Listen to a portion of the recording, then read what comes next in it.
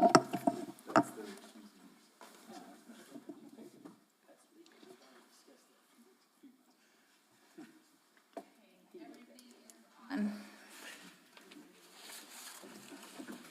give it one more second. My watch is early.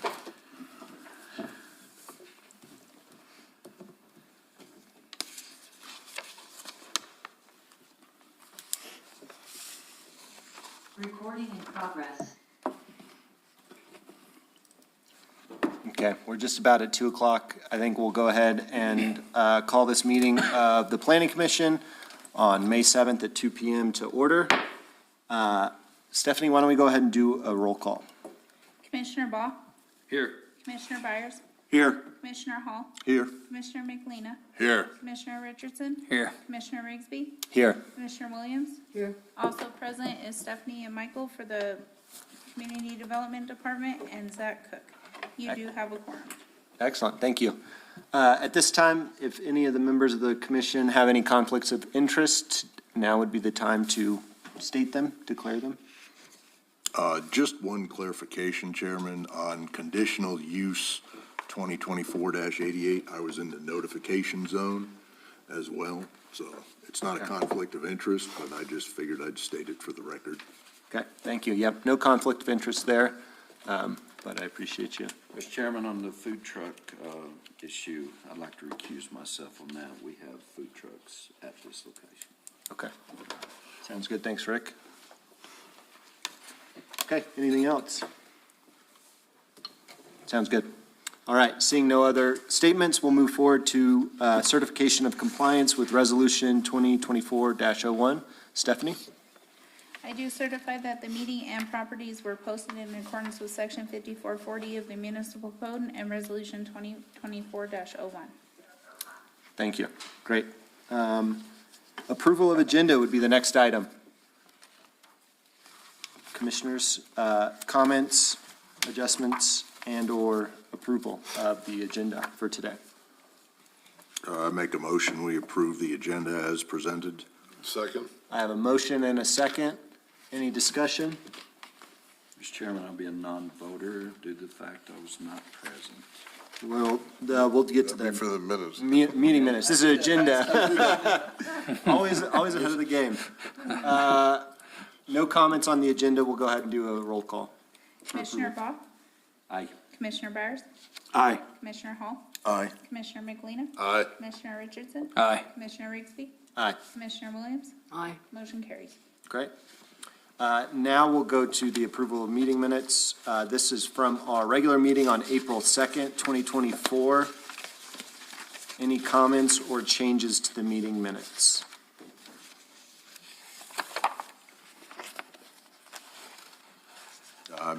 Make a motion, approve the meeting minutes as presented in the packet today. Second. I have a motion and a second. Any discussion on the motion? As stated earlier. Thank you, sir. We'll move to a roll call vote. Commissioner Byers, Aye. Commissioner Hall, Aye. Commissioner McLean, Abstain, because I was not here. Commissioner Richardson, Aye. Commissioner Rigsby, Aye. Commissioner Williams. Aye. Motion carries.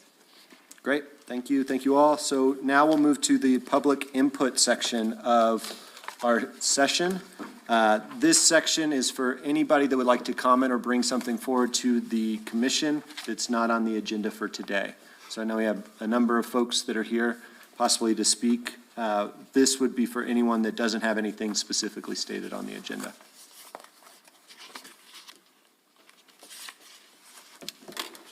Last call. Seeing none, we'll go ahead and close public input and move to our quasi-judicial public hearing. Stephanie, the first one, 2024-87. What can you tell us about this application?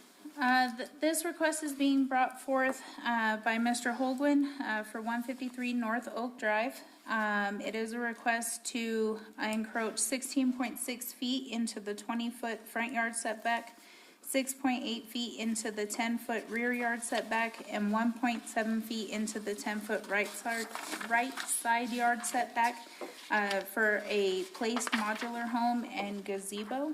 And Mr. Holguin is here for questions. Great. So do you want to come on up to the front? And then if you'll state your name and say you'll tell the truth and nothing but the truth, please. Yes, All right, thank you. when we sit. Yes, that would be great. Tell us a little bit about your application. I started 2 years ago, and I was doing the process of doing the application. I went through all the process, and I asked for the final inspection. And where, I think it was Mr., I forget his name. I know it was Bill and, Is this someone from the village or somebody? Yes. Okay, I asked for the final inspection, and which he Yeah. did. And I asked him, I said, is this the final inspection? He said, yes. And where he signed off, and I asked him, I said, can I start doing the permit for renting? And he said, yeah, go ahead. And so I did. 2 years passed, I got 2 of them. And I asked for, I got a permit for a EV charger. And that's when this popped up, and it came to my attention that the permit was not finished. It was not completed.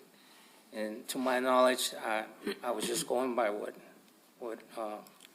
my inspector was telling me. Because I asked him, I said, this is it right here? Yes. Can I go there and get the application for renting? Yes. So everything in my, because I'm not an engineer or anything, I didn't know how this works, but I was just going through what my inspector was telling me. And it came back to where the permit was not finished, and now I'm here. okay. Thank you. We'll have questions for you from the committee and commission here in a second. Up until that point, we'll go ahead and open it up for folks to comment on this variance request. So if there's anybody here that would like to comment, and sir, you can just go back to the front row and we'll have public comment at this time.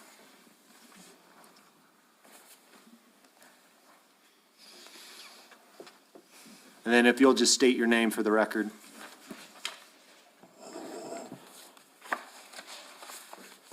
I'm Mark Younger. I own a drafting company, so I do lots of house stuff, but in this case, I'm a neighbor.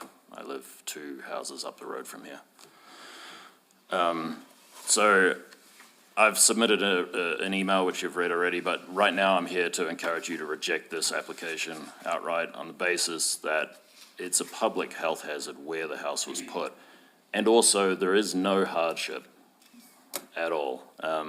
So this lot is not unusually irregular or narrow. The zone requirements for an M2 zone is 60 feet wide. This one is over 150 or so feet wide. There's no issue with anything like that. A hardship generally is an unforeseen condition where the reasonable use of a property is restricted. In this case, first of all, ignorance of a rule is no excuse, but in this case, they knew exactly where the easements were before the Sigawab was put there. I've lived at that location for 20 years now, and we saw the easement come down. It's still obvious where it was, and so we all knew exactly what was going on there. So it's not going to cause any hardship in this case to be rejected. The house, within 50 feet of this house on the downhill side, would easily fit on this lot within the setbacks and within the easements as they exist right now.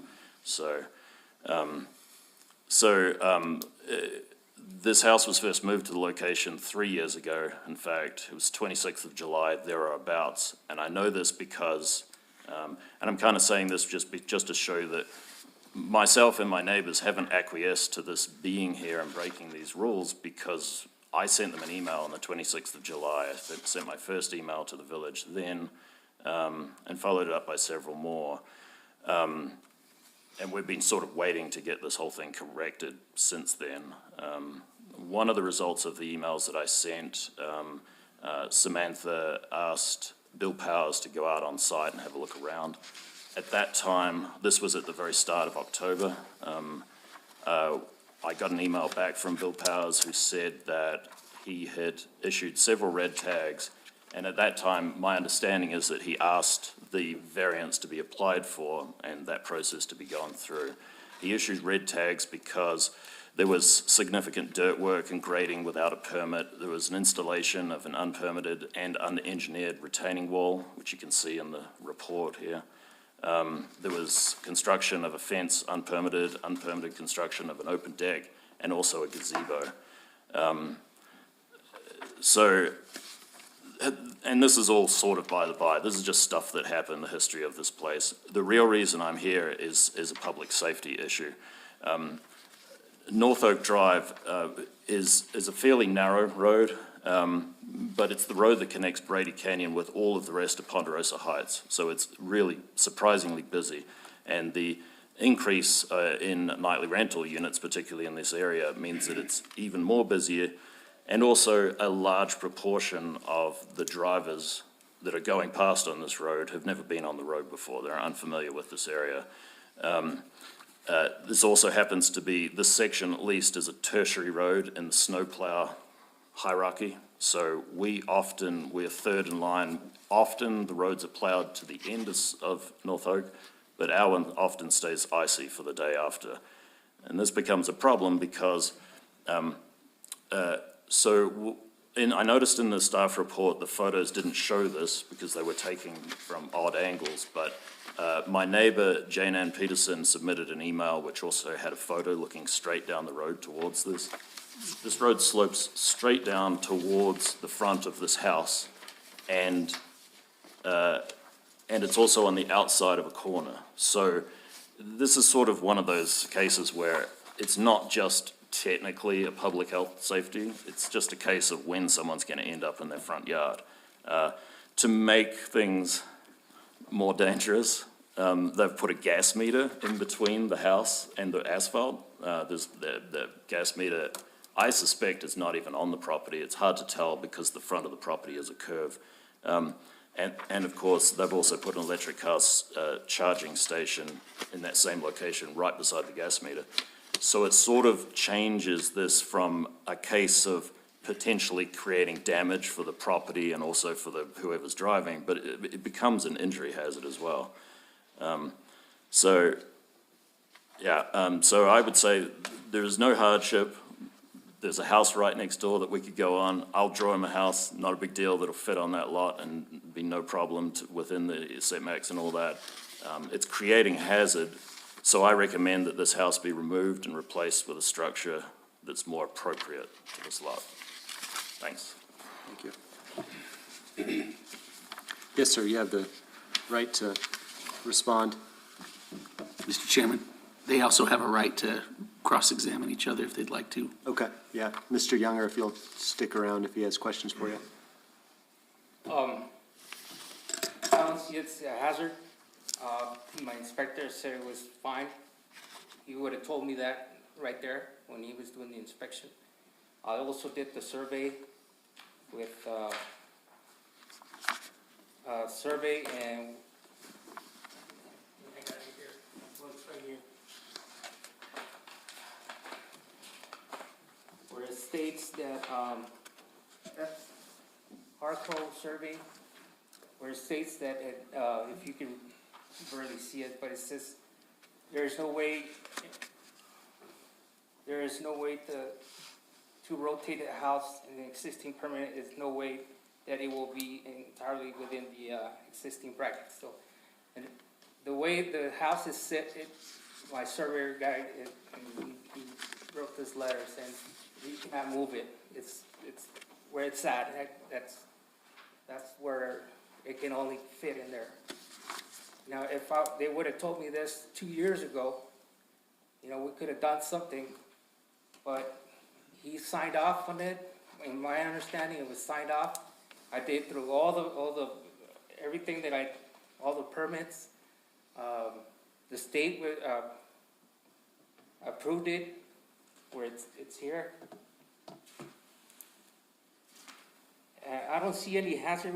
The gentleman's telling me that there's a hazard, and you can go there and look at it, and I don't see any I mean, nobody has come up to me and say that's a hazard or any issues. So this gentleman just, I didn't know that he was my neighbor. But he should have came up to me and asked me first, and I would explain to him what was going on. Because all I've done here is I've been going through the rules, through the village, I've done all the permits, I passed all the inspections, and I even asked my surveyor guy if, you know, what can we do? He said, no, this is it right here. Thank you. And the only reason that we got this is because I put a permit for the EV charger. Now, if he's got a problem with, he's saying it's a safety, I don't see any issues. I mean, this is the first time I ever heard anybody saying that's a safety issue. The way that you look at it, it's, plus I got railroad ties up here in the front. I mean, there's nobody can hit that and hit my trailer or anything. I mean, I've done everything by the book, through the process. And that's it. Thank you for your response. Are there others that would like to comment on this matter, or Mr. Younger, anything to respond? Okay. Others that would want to comment on this?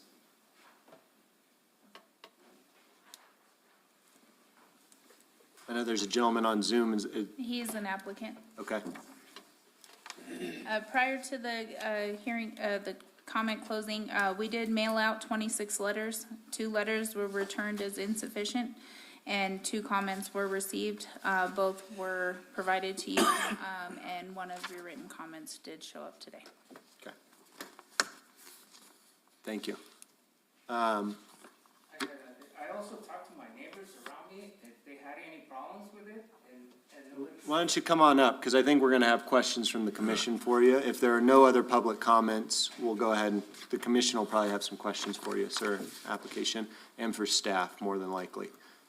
I went around my neighbors and asked them, you know, what was going on, and they said they didn't have any problems with it. I mean, nobody had any problem except for him, that I don't even know where he is. Will you also turn your mic so that way we can get this on the record? No problem. Okay, thank you, sir. If there are no other public comments from the group, we'll go ahead and close this section for public comment and then open it up for commissioners' questions. So at this point in time, the commission will either ask you or have questions for the staff to clarify how we got to this point. So commissioners, I'll open it up if anybody has a question for the applicant about this. And Mr. Yeah. Chairman and Commission, if you don't mind, staff would like to just let you know some of the information that we've provided up front, so it may clarify any questions you may have. Staff did meet with the applicant initially when we reviewed the information that was presented, and we didn't see a hardship. There were documents that had been presented, as well as the site plan, the documentation from Harcrow. As we identified where the easement was, the state information that certified when the home arrived, and the requirements by the modular unit when they did certify, the modular unit size that they required through the applicant's requirements were a specific size. Though that size of home was actually too large initially, and so he did shorten the home that he had to make it more narrow in size. However, the document that the state provided actually said that it had to be a certain length, and so that home that was specified within the area would not fit within the easement requirements that are specified and that are highlighted both on page 4 and page 3. Because of that, we then decided to go back to inspection reviews. There was a comment by a member in the public that related to emails and some red tags being done by Mr. Powers. We actually don't have those identified within any of the village inspections. We do have the initial inspection. We have a STR inspection. We have the inspection related directly to the request for the EV rental. at a point in time, and we can go back and say this is partially on the village. The inspection that was completed for the STR and the initial inspection probably never should have passed. It probably did violate the initial item that was presented. And so reviewing the state requirements and the initial inspection that was done 3 years ago, and then the approval of the short-term rental inspection and the granting of the license, the home was then placed within the area. After that, we've identified that the home that was purchased would never have fit the requirements and did qualify for a variance based on the hardship item. And that's kind of the assessment that Stephanie made in her analysis that's in front of you today. And with that, if there are any other questions, then we can answer those. Thank you, Michael, for the context. Question for staff. If the house that was placed there was knowingly too big for the lot, why did the village allow it 3 years ago? That is a very good question, Mr. Commissioner. That is an item I can't answer. I don't have the answer. I don't have any documentation that supports that direction. The only thing I do have as of today is the document supporting approval of the 3 permits that were applied for. You say there were 3 permits? It was an initial grading permit that had been issued. That one was there. We went back and did some review on what the land looked like. There was significant grading. Based on the current standards that we have, I don't know how that was completed the way it was. Staff and I went back and forth on what was presented, but it was approved. Then you had the STR permit after the home had already been placed, that had been reviewed and inspected and approved. And then we were working on the EV charging station that actually brought all this up, that was red tagged, and we were trying to figure out how do we figure out how this works with all of these other issues. And without a variance in place and without any other items to fall back on, we had to try and figure out how we correct the problem moving forward. Was there a permit for that retaining wall? It's obviously over 4 feet high. Yeah. Not engineered. Can't be engineered to look like that. Sir? No, it's 3 feet.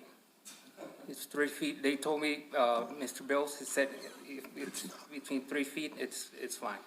And he even measured it, he even signed it off.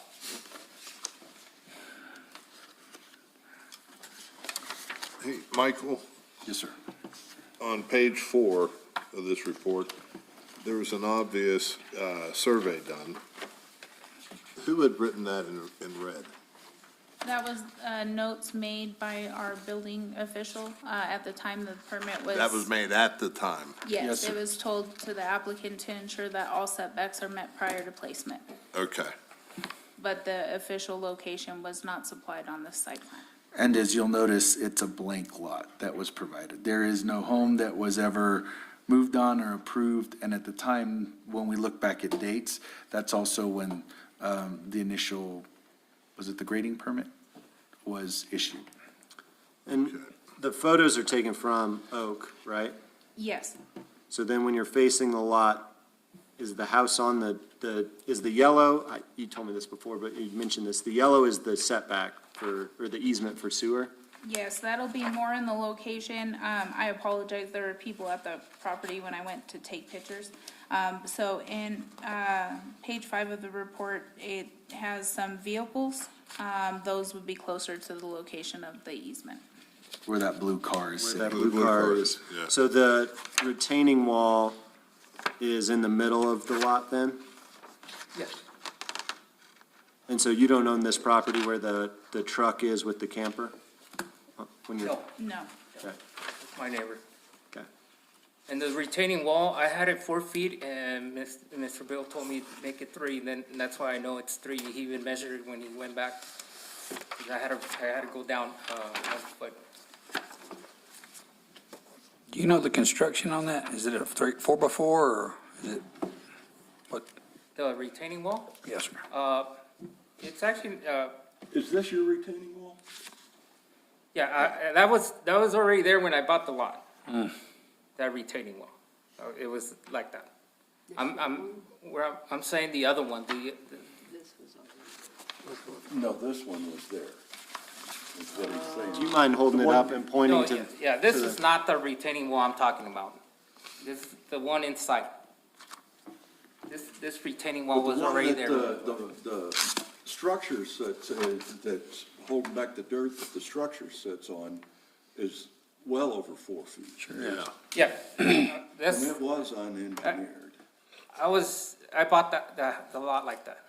It was already there, I and mean, it's, you they, wouldn't put- missed, everybody, all my inspectors, they saw that and didn't have any problem. And we couldn't find any communication between Bill and the applicant or? On the information that we have, we couldn't find any information that was shared other than the documents that were provided. Well, I'm wondering if my emails, his email to me is part of the public record, it's from a public source. I have copies of them right here, when Bill told me exactly what red tags were issued. And we can take a look at those emails, but I don't have any documents of the actual red tags on the master folder. That's my concern. We can have the email back and forth. The issue is that I don't have any of the actual documentation that says there was a red tag that So- existed. This communication that we're getting here might just be This is where an it email. starts from Bill to me. Okay. He issued a red tag for those items. He said it. The only red tag I could locate in the file was for the EV charger. And that's where Dave Where they issued got the EV charger, which brought this issue to light. Okay. So we also don't have any evidence of any even trying to get a variance request? No, there was never any, discussions or applications received. Until now. I don't know that I've actually read the code on this, but do you know the distance that's supposed to be maintained between a gas meter and an EV charger? No, ma'am, we can verify that really quick for you. I can't believe they said the meter. Dave would be the best bet. They're within 3 feet of one another. They wouldn't have put the EV charger there. Okay. Other questions for the applicant? It looks like we have some outstanding questions for staff, but I guess my only question for or one of the questions for the applicant on the survey that was submitted is, the one that was done here in 2024. Why isn't the deck and the easement shown on that survey if this is something that's been to be recorded? It's been done. Because the deck's there. It's mentioned in Younger's email, but it's easily viewable on site. It's like 10 by 10 or 15 by 15, something like that. It's on the stairway up from the gazebo. I happen to know this because it's on my dog walking route. I'd like to okay. talk to this real quick. Okay. If you have a motion.